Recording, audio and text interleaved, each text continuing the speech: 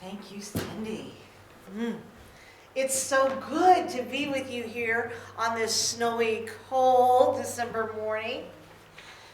I am warmed by your divine love. And I hope as you look around at each other this morning that you feel the love that Unity Fort Wayne Spiritual Center has for you, that we have for each other as we are in community.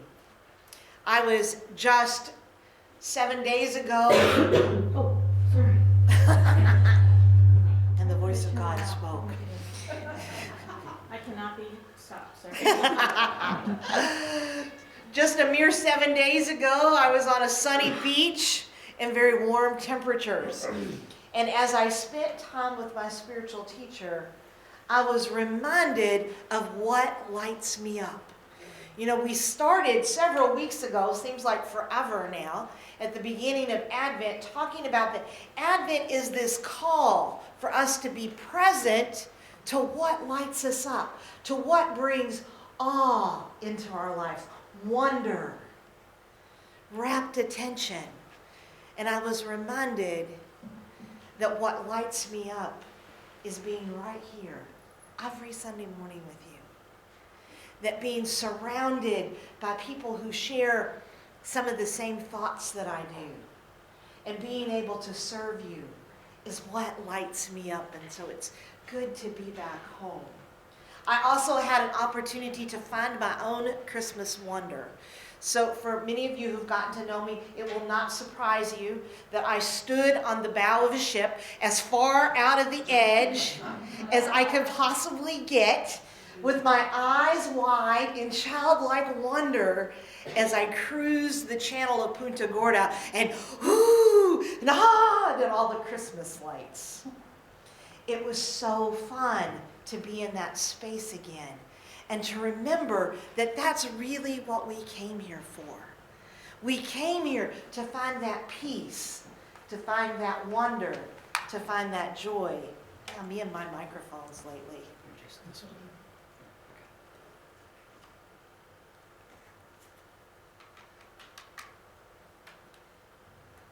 It's a good thing. It's a good thing I'm loud by nature.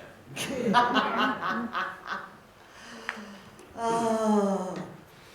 So I also went to Frankie Park last night and got to see the Fort Wayne Christmas lights. So I guess I'm going to stay because you have wonderful Christmas lights and you have snow. So I'm pretty happy. So whether or not you have discovered the wonder of Christmas yet this year, what it is that lights you up, what it is that is awesomely mysterious, waiting to come forth, or you're still waiting. Today, I want you to pay rapt attention. I want you to become absorbed in the possibility that there is within you this divine love and this divine peace that's waiting to be born, that's waiting to be expressed in the world when it needs it just the most. As we continue our journey and we finally arrive in Bethlehem. I know it seems like we just got started. So if you remember from several weeks ago, we talked about Mary and Joseph and how they were visited by angels and how Mary and Joseph stepped out in faith and did what they were called to do. They joined each other in holy matrimony. They discovered they were having a child. And now they've taken this long journey to Bethlehem. So the whole reason they went on that journey is the Roman government decided to do a head count. They wanted to make sure that they knew where everybody was so that they were sure they were collecting the right amount of taxes. Not too different from today, huh? And so everyone was called, the head of households had to gather their families up and travel to the capital of their birthplace. So for us, Hoosiers, we would be traveling to Indianapolis. But the 2.5-hour trip was more like months for these guys. And here's Mary pregnant with a child. And so they and many of their community and many of their family gathered together and made this journey to Bethlehem.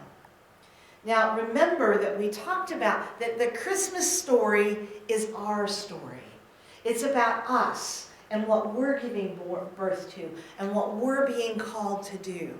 And so Bethlehem is significant because it literally means the house of sustenance, that which sustains us, that which gives us life.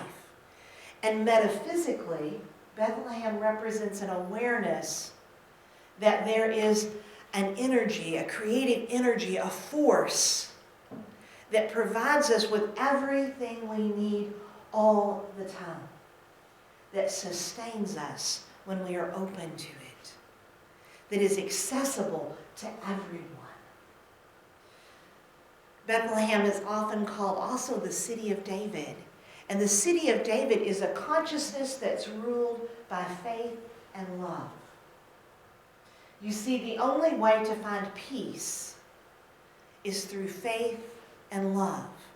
We first have to know, like we know, that we are never alone, that we are never in lack, that we are never without, that there is a source that is always accessible to us. And when we have the faith to put our feet to what we need, that all doors are open to us. And that it is our mission, it is our purpose to be love in the world. So imagine that you're in a city where everybody has converged because they have to be counted. It's busy, it's hustling, it's bustling. Now, our children's story tells us that there was no room in the inn. But Bible historians will tell us that when people traveled for long distances, they traveled in groups because it was safer. And so all of your family went with you in a caravan. And you didn't go to the Holiday Inn when you got there or look for the Motel 6. That instead you camped outside the city's walls. And everybody threw up tents and they shared their meals together. They shared their religious ceremonies together. And they lived together in community while they were doing whatever business needed to be taken care of in town. But for the sake of our childhood memories, we'll just say that they knocked on the door and nobody was home. And then some friendly shepherds took them in. So imagine, if you will, a dark, starry sky. The moon, big and bright in the sky, and this young couple walking hand in hand up a path lit by the moon. They settle in at the fire amongst all their family, feeling safe and secure, gazing at a beautiful starry sky. Because of their faith, they are grounded in the knowingness that everything is in perfect and divine order. As they hold each other's hands, they are reassured that the love that they have for each other, the love that they have for their unborn child, and the love that they have for God will sustain them through everything. And they settle into the stillness and the peace of the night and allow it to fill them. And then Mary feels that peculiar stirring inside her body and probably the first pains of labor. And the couple knows that now is the time.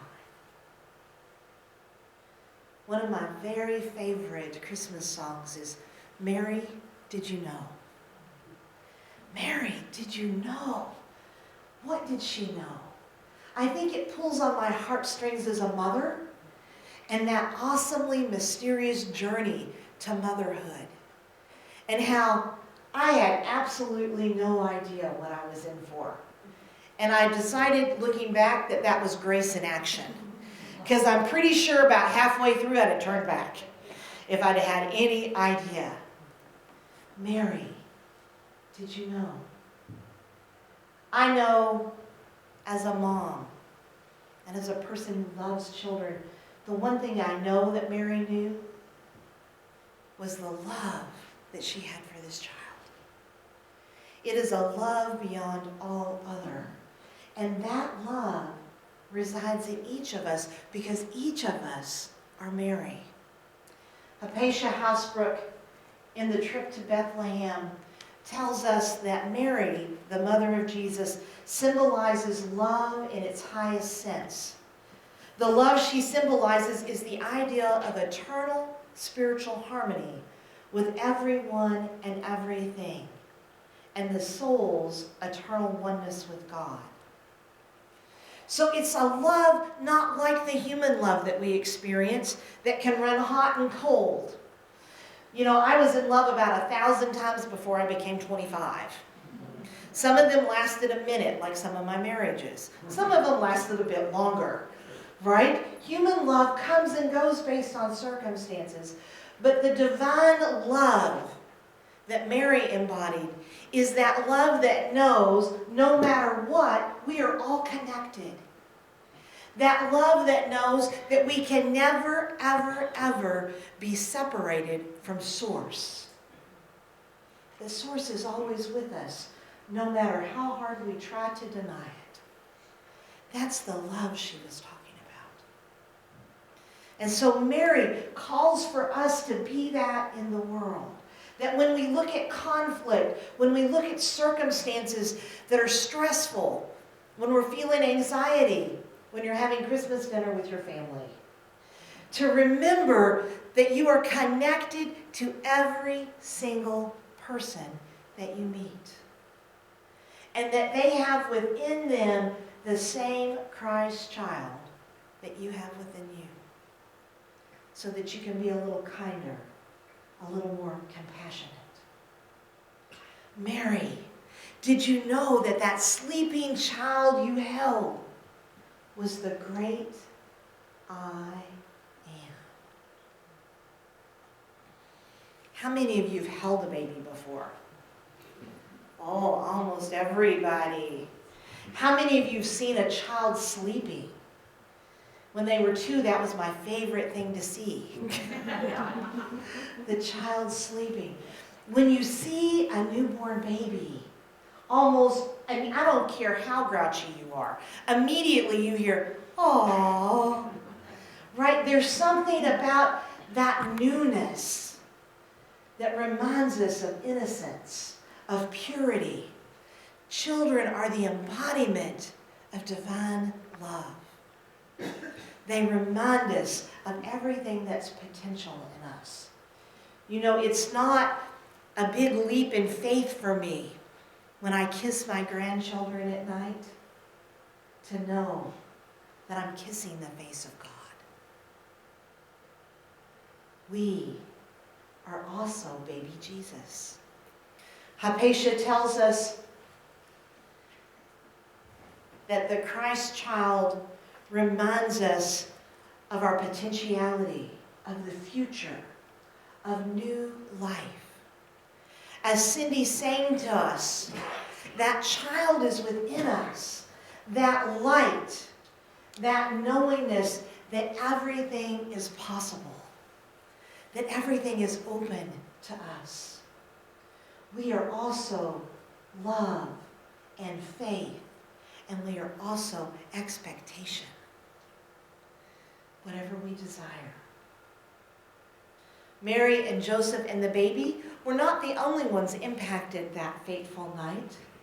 We also know that on the other side of town, out on the outskirts, there were a group of shepherds watching their flock. In fact, in the Christmas story in Luke, we read, nearby in the fields outside of Bethlehem, a group of shepherds were guarding their flocks from predators in the darkness of the night.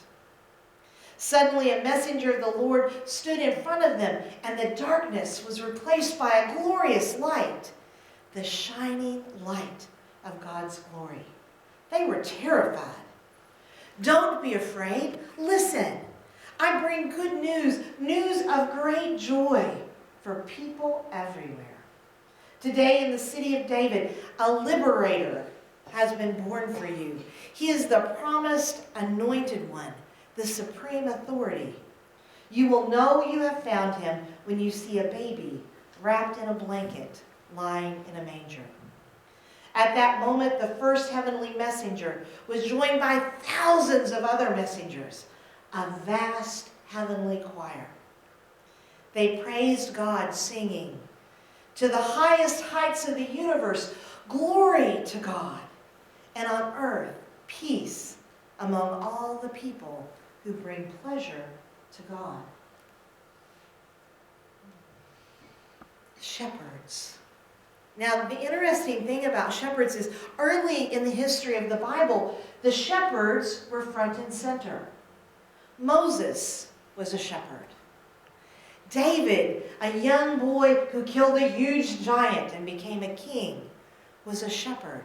So often in the Old Testament, the shepherds were the ones that were called to be the leaders of the people, to take people into new consciousness. However, as the world became old, social lines became drawn, and suddenly there were classes of people. And our shepherds became social outcasts. As Cindy's saying, they hid in the darkness. They moved around a lot because they were always moving their sheep to greener pastures so that they could be fed and nourished. And so they didn't live with the other people. They didn't smell good. They probably didn't look very good.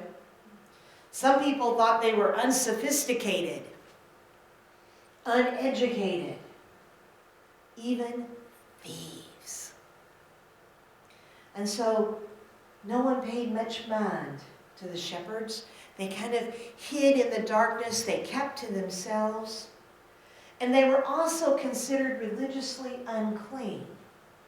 You see, at that time, there were religious laws that said that you had to perform certain purification rituals before you could go into the temple. You had to attend certain festivals in order to be part of this religious community.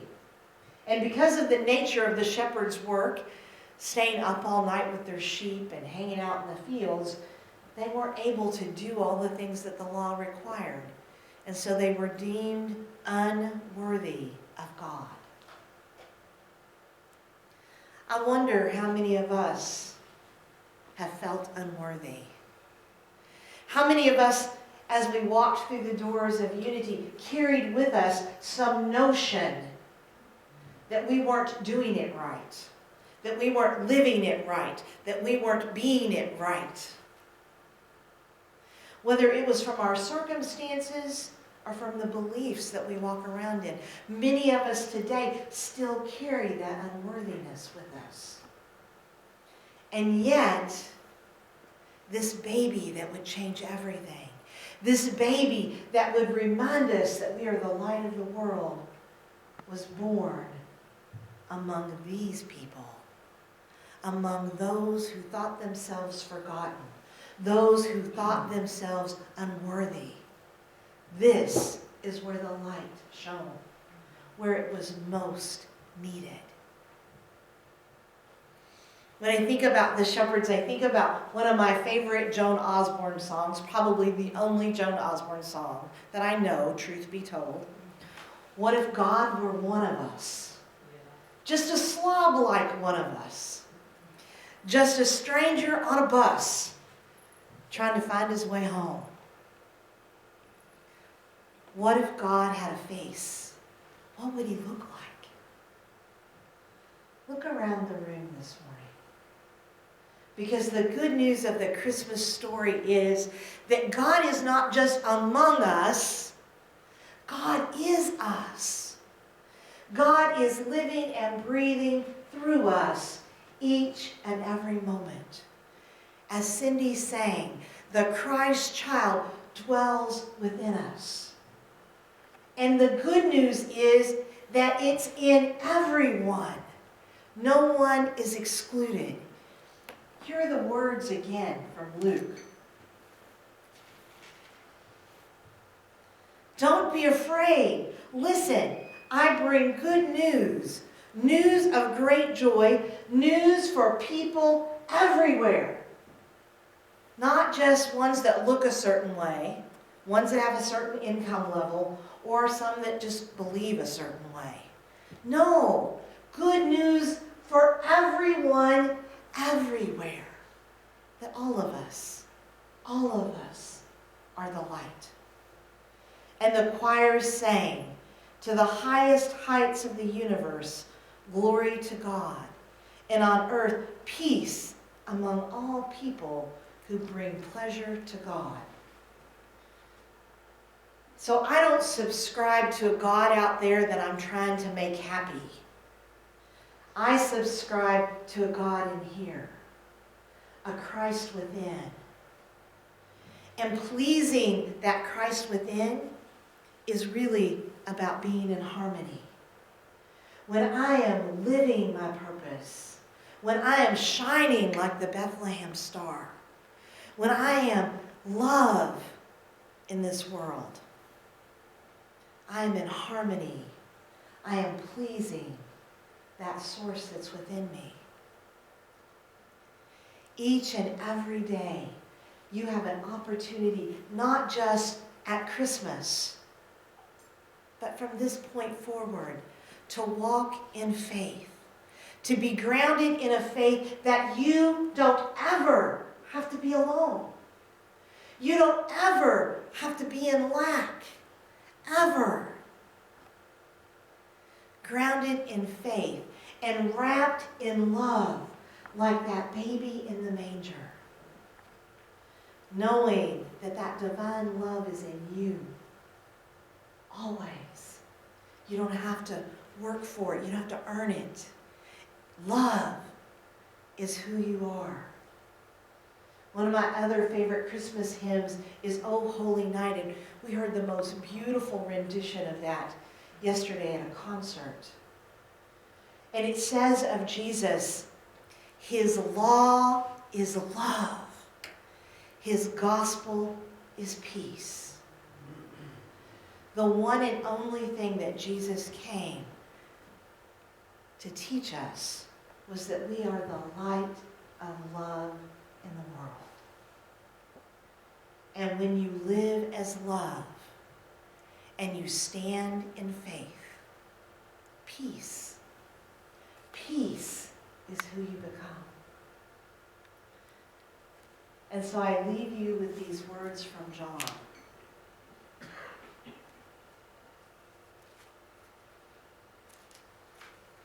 Chapter 14, verse 27.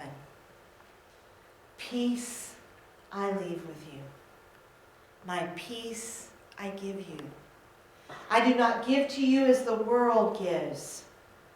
Do not let your hearts be troubled, and do not be afraid. For you are peace. Shanti, shanti, shanti.